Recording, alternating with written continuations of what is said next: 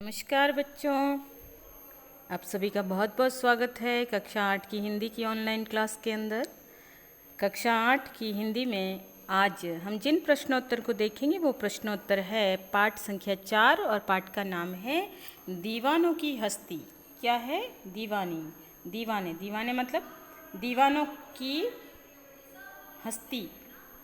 हस्ती का मतलब होता है वजूद या अस्तित्व, और दीवानों के अस्तित्व की बात हो रही है। और दीवाने कैसे? जो देशभक्त दीवाने हैं, जो देश के लिए मर मिटने के लिए तैयार हो जाए, या ऐसे दीवाने जो संसार को कुछ अच्छा देने के लिए आते हैं। ऐसे लोग जो संसार का भला करने के उद्देश्य से संसार में जन्म लेते हैं और बहुत कुछ दे जाते हैं, अपनी सीख दे जाते हैं। तो उन लोगों के लिए जो है कवि ने ये दीवाना शब्द है वो जो है प्रयोग में लाया है। तो उसी के प्रश्नोत्तर हम देखते हैं। और प्रश्न है कि पहला प्रश्न कि कवि ने अपने आने को उल्लास और जाने को आंसू बनकर बह जाना क्यों कहा है। यानी कवि अपने आने को तो उल्लास कह रहा है और जाने को आंसू कह रहा है, तो ये क्यों कह रहा है? तो इसका उत्तर है कि कवि ने अपने आने को उल्लास इसलिए कहा है, या कवि अपने आने को उल्लास इसलिए कहता है क्योंकि जहाँ भी वह जाता है मस्ती का आलम लेकर जाता है और वहाँ लोगों के मन प्रसन्न हो जाते हैं। पर जब वह उस स्थान को छोड़कर आगे जाता है तब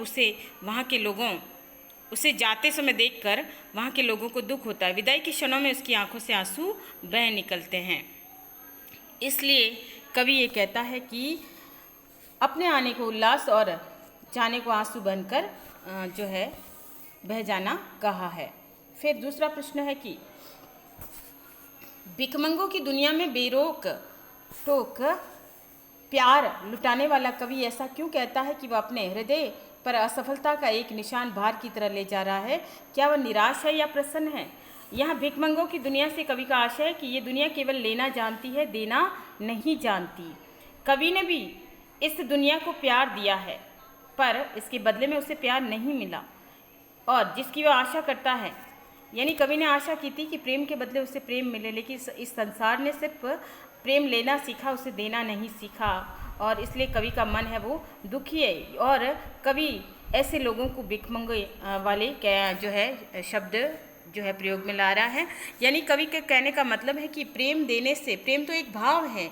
हम अगर किसी से मीठा बोले तो हमारा क्या चला जाता है, तो प्रेम तो एक भावना है। इसलिए कवि निराश है, तो इसीलिए उसने मन के भावों की भी जो है लोग आपस में बांट नहीं पाते, तो कवि ने भिखमंगा शब्द है वो प्रयोग में लिया है। कवि निराश है, वह समझता है कि प्यार और खुशियाँ लोगों के जीवन में भरने में जो है वो असफल रहा और दुनिया अभी तक सांसारिक विषयों में उलझी पड़ी है। यानी सांसारिक विषय से तात्पर्य है कि लोभ लालच इसी में उलझी पड़ी है और वो लेना ही चाहती है। तो इसलिए कवि जो है थोड़ा दुखी है। और यहाँ के लोग जो भावनाओं में अब मीठा भी नहीं बोल सकते, कुछ दे नहीं सकते, तो कवि ने इस दुनिया को ऐसा माना है। फिर प्रश्न है कि कविता में ऐसी कौन सी बात है जो आपको अच्छी लगी। तो कविता में कवि का जीवन के प्रति दृष्टिकोण अच्छा लगा, और कवि कहते हैं कि हम सबके सुख दुख एक है और हमें एक साथ ही इन सुखों और दुखों को भोगना पड़ता है। हमें दोनों परिस्थितियों का सामना समान भाव से करना चाहिए। ऐसा दृष्टिकोण रखने वाला व्यक्ति ही सुखी रह सकता है। तो कवि यही कहता है कि हमें सुख दुख में समानता का भाव रखना चाहिए, निराश नहीं होना चाहिए, आशावान रहना चाहिए, और जब हम इस प्रकार से जीवन जिएंगे तो हम सुखी रह सकते हैं। फिर यहाँ पे एक प्रश्न है जो कि सभी बच्चों को करना है अपनी नोटबुक के अंदर, कि संतुष्टि के लिए कवि ने छक कर, जी भर कर, खुलकर जैसे शब्दों का प्रयोग किया है।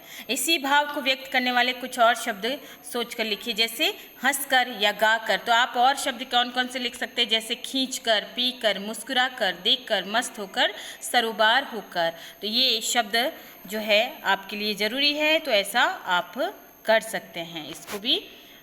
तो ये था आज का छोटा सा टॉपिक हमारे, जिसमें हमने दीवानों की हस्ती के पाठ के प्रश्नोत्तर किए हैं। धन्यवाद।